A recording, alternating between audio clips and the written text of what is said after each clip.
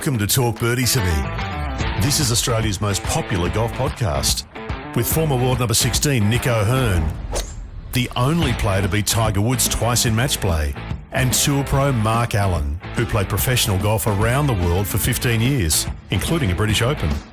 We're coming from our studio at Titleist and FootJoy headquarters.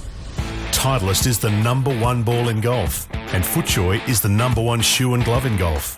And thanks to our great partners, Watch My Numbers, the most powerful database golf app in the world. Download from the App Store or Google Play. Ping, as with Nick O'Hearn, will help you play your best. See your local golf shop or professional for a Ping Club fitting. The Golf Clearance Outlet beat everyone's prices. Visit golfclearanceoutlet.com.au for your nearest store. And Better, the fastest and easiest betting app in Australia. Now that's better. Now, from our studio at Titleist and FootJoy headquarters, it's time for Talk Birdie To Me. Here's Nick O'Hearn and Mark Allen.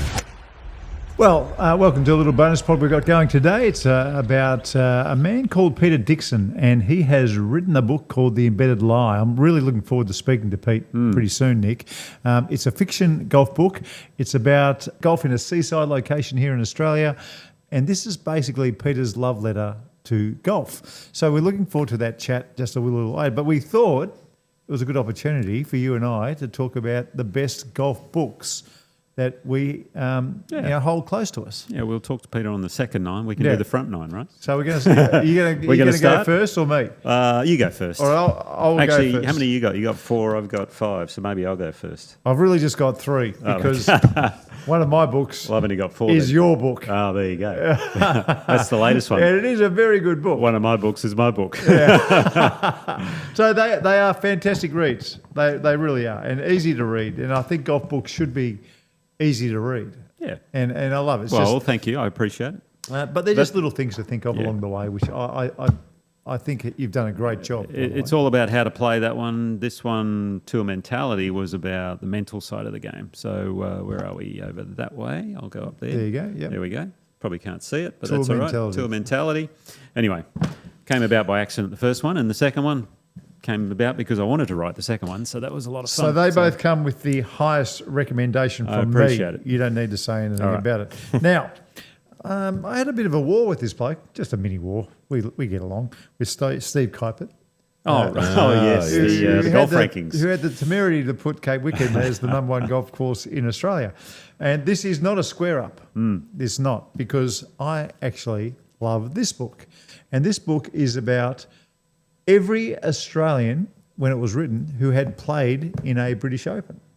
Yeah. And some of the stories are just fantastic. And the detail that not only Tony Wiebeck and Steve Kuiper go into, you actually learn about some of the Open Championships, not so much from an Australian playing point of view, but just of what they were going through.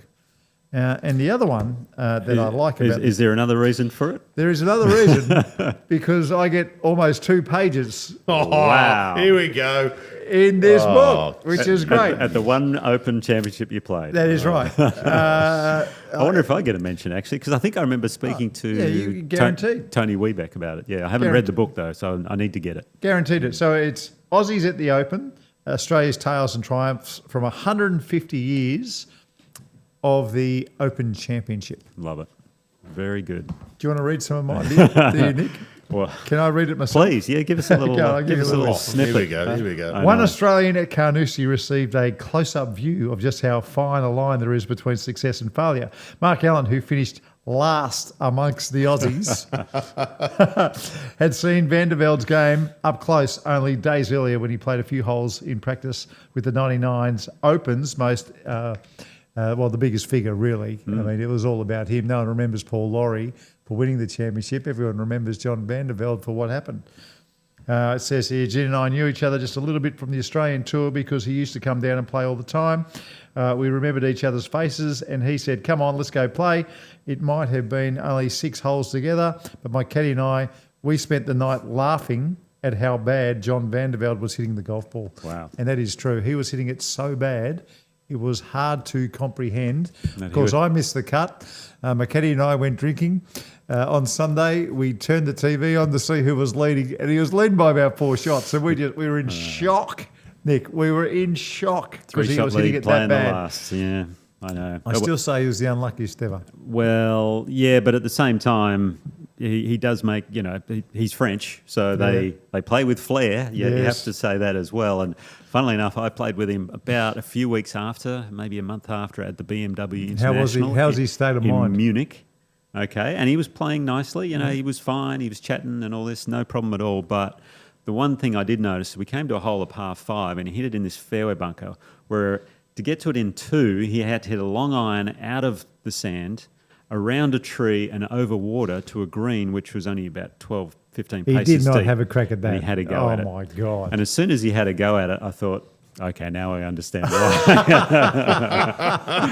So lovely guy, loves his wine, always up for a chat, and it was a shame, really. It really was. But anyway, All one right, of those things. next All one for from me, you? one of my favourites, an instructional book, Harvey Penick's Little Red Book. It is beauty. Hard to go past that one. Just simple tips, simple ideas about the golf swing. Clip a tee off.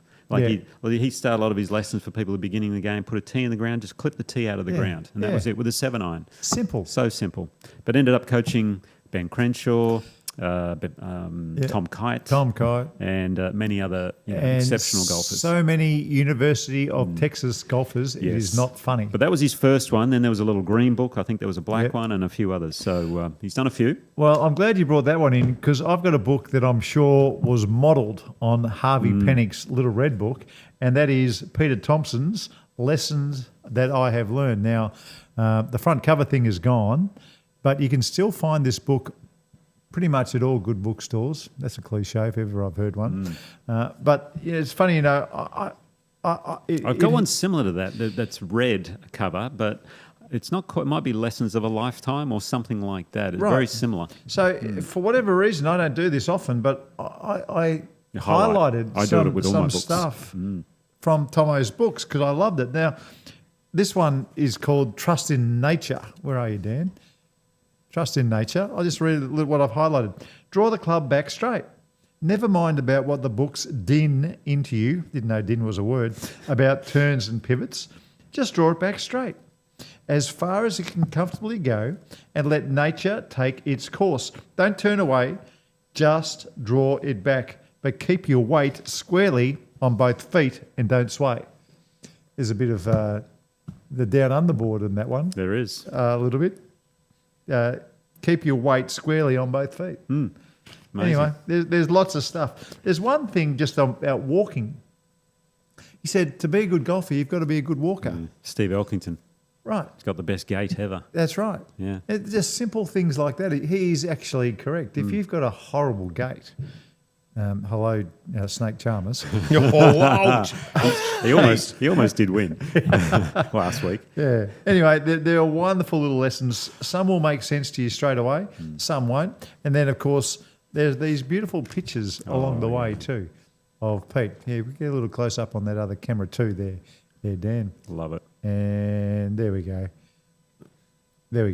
Just gorgeous photos. There's 1, 2, 3, little probably 6 or 7 page looks like his places wife. where they've got some beautiful pictures of Tomo as well. Wedding day, follow through, a little bit of golf lessons. So again, Lessons I Have Learnt, Peter Thompson. It is a great book. Very good read. I got a few more. One that you've probably never heard of, maybe no one's ever heard of, The Golfer and the Millionaire. Never heard of it. Never heard of it. It's a mental game book, one that I picked up by Mark Fisher. Right. And underneath it says, it's all about having the balls to succeed. Yeah, nice. I like it. It's a very good mental game book if you want to go one more. Want to check go one that. more while you're there. Well, I'll go 2 more because I'm here. Yeah. Putting Out of Your Mind, Dr. Bob Rotella. He started with Golf is Not a Game of Perfect. There's other ones that he's written, but Doc, as we call him, he's brilliant. Because I love the mental game stuff. But my favourite book of all time, is one that I read early on. Yeah. And it really sums up what golf is. A Good Walk Spoiled. John Feinstein, really good writer. He writes for a variety of sports, but he wrote this back in the 80s or 90s, and he followed the PGA Tour for a season. But it shows you the trials and tribulations of all golfers, whether at the time it was Greg Norman at number 1, to the guys on the mini tours and how they start out. Someone like, who was the guy that almost won the other day? Dick Zokel. No, not Dick Zokel, someone else. can't think of his name. Anyway, but I remember reading this book going, wow, we all have the same problems, just at different levels. Yeah, that's right.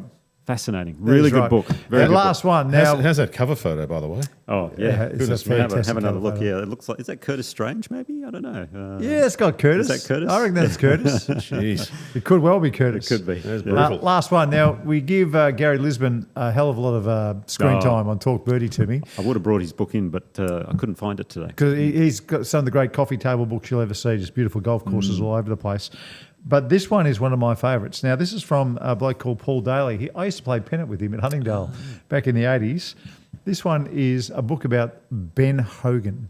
And my God, it is just a picture book. And some of the pictures of Ben, you know, he's such an amazing figure. Some of the pictures of Ben Wow, look at that.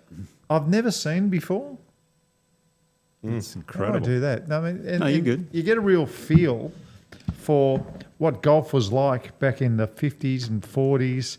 And some of the access, I don't know where Paul Daly's got all these pictures from, but some of the access and how he's done it. If you are a Ben Hogan lover, like I think we all are, you know, this one from Paul Daly, Ben Hogan, The Yardstick of Golfing Greatness, is one of the best coffee table books you'll ever see. I might take that home with me. I'll give it Yeah, back to you sure. later. There you go. Thank you. Oh, nice. I'll give you a library card very soon. Okay, let's take a little break. Peter Dickson coming up next with his book, The Embedded Lie.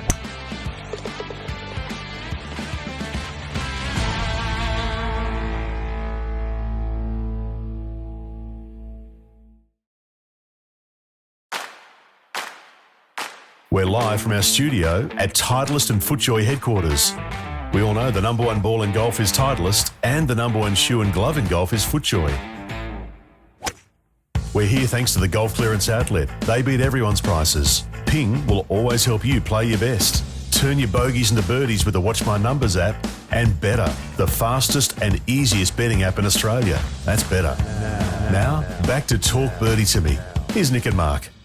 Well, welcome back. As we promised, Peter Dickson has written a book called The Embedded Lie, and it's a fiction golf book which I quite like. I remember reading a novel years ago when I was on tour, and I'm just going from one tournament to the other, and it was a fictional story about a professional golfer, and it was gripping. Yeah. I absolutely loved it. Well, that's why I like that Golfer and the Millionaire, because that's a fictional story. And most golf books that I read are always, based on, well, they're non-fiction. They're true. Well, let's meet Peter Dickson.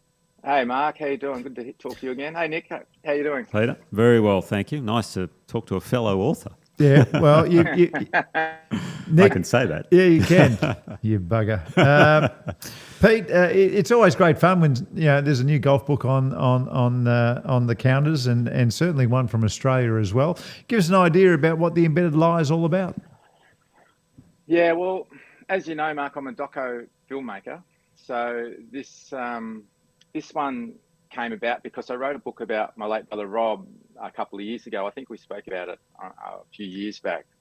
So I got the bug for writing after that. So I've always loved golf. One of my elder brothers is a golf pro, or was a golf pro, Don Dixon.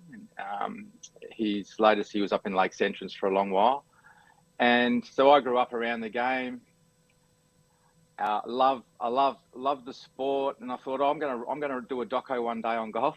And before that though, I had a story I wanted to write, and it's essentially about a group of guys from Lonsdale Links. Ah, okay. And we have, there was an original group of friends who are 8 friends who started over 30 years ago playing on one day a year, and they called it the Masters. And one of them pinched one of their dad's old bowls jackets as a green jacket, and has been used as the winner's prize ever since. Oh, wow. And it's sort of swelled now to about 30. I think they've cut it off at 30. And I'm part of that. Even Andy Gowers, who you'd know, is part of it. So what I've done is I've sort of embellished that to a large degree. There's so many stories, as you can imagine, over 30 years. And I wrote a sort of mystery around golf, but it's essentially all golf. Oh, wow. Okay. So when I wrote it, Nick, it was like what do I do with this? Because golf fiction is rare. It's It very is hard rare. to get picked up. Yep. Very hard to get picked up to be published. So through my documentary contacts and so forth, I put it out there. And what I got back from Australian publishers was, it's a great story, but we just don't have. It's just not going to sell, if you know what I mean. Like Right. it's just such a niche sort of thing. So the big publishers want, the big romance and all that sort of stuff. So anyway, I shot it off to a few US publishers, and because of the hat tip to the US Masters, I instantly got some responses, and one of them picked it up. Oh, So fantastic. it's great. It's great in that sense, but it's not really great in an Australian bookstore sense because of an American publisher. It's tough to get them into stores in Australia, but it's available online everywhere, and it's so I'm really happy that it got picked up. Yeah, that's one of the things I found in the US. When I wrote my first book, Tour Mentality, no one wanted to publish it over there because they go, no, we want Jack, we want Tiger, we want Arnie, those sorts of players to write a book, not some left-hander who Not did some this or bloke who that. beat Tiger Woods twice in match play and the only No. person in the whole world to do it. That's the last person we want. So I actually self-published and it worked out okay. Did you ever think about self-publishing? Or I mean, it's great that you found a publisher. Yes, well, the book I wrote about my brother Rob, I self-published, and this one I would have ended up self-publishing if it didn't get picked up, but thankfully it did, and I'm pretty grateful for it. Hey, Pete, you say that this is your love letter to golf. Explain that to us. Well, as I said, I've sort of grown up around it with my elder brother Donnie, and I used to work in a pro shop when I was from 12, 13, 14, in Gippsland. So I've been around it, and I just love it. I love what golf brings to community. I love what golf brings to friendship. I play regularly. I can. My wife loves the game as well. My kids love it. But this group that I play with once a year, we often, many of them I don't see other than that once a year. And the relationships over that time, it's like I saw them yesterday. I think golf brings that out in people. So I love all aspects of it. I mean, So I felt, as I said before, I really wanted to do something storytelling wise on golf, and whether that be a doco, which I still might do, but I just had to get it out. And when I have an idea like that, I just vomit it out. Yeah, I know the feeling. You've got to get it out there. So it sounds as though you had, was it the Masters 8 in the beginning? Because Mark, he has the Huntingdale 7, I think it's That's called. right. So, It's a clear rip-off too. Yeah. My people will be talking to your people soon. but it's obviously been growing. But funnily enough, Mark and I, we've been talking about our favourite books that we like in golf. Yeah. Have you got a few favourites yourself? Oh, well, I mean, all I grew up with, I have never read any golf fiction, so that's probably was one of the biggest things I did this for, because I thought I don't think I've ever seen one, but I did.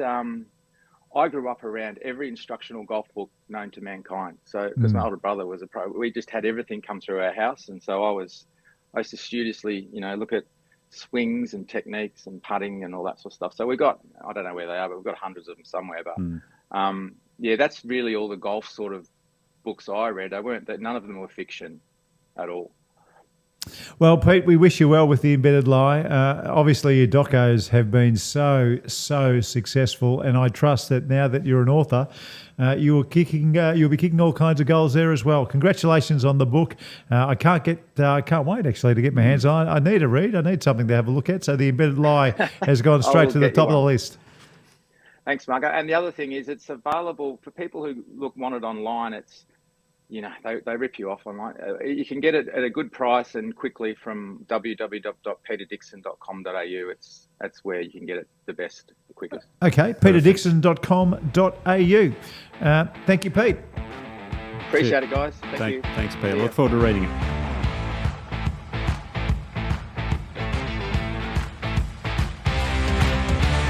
And that's been Talk Birdie To Me, Australia's most popular golf podcast, with Nick O'Hearn and Mark Allen, coming from our studio at Titleist and FootJoy headquarters.